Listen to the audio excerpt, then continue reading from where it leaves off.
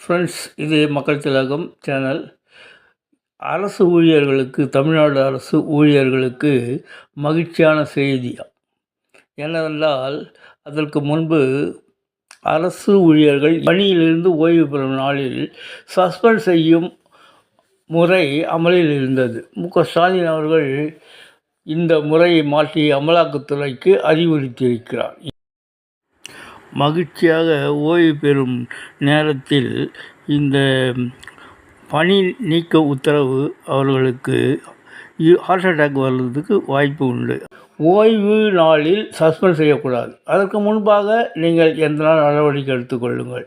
ஆனால் கடைசி நாளில் பணி ஓய்வு பெறும் நாளில் சஸ்பெண்ட் செய்யக்கூடாது என்று ஆணை பிறப்பித்திருக்கார்கள். இது மகிழ்ச்சியான தகவலாக இருந்தால் நீங்கள் ஷேர் செய்யுங்கள். தேங்க்ஸ் ஃபார் வாட்சிங்.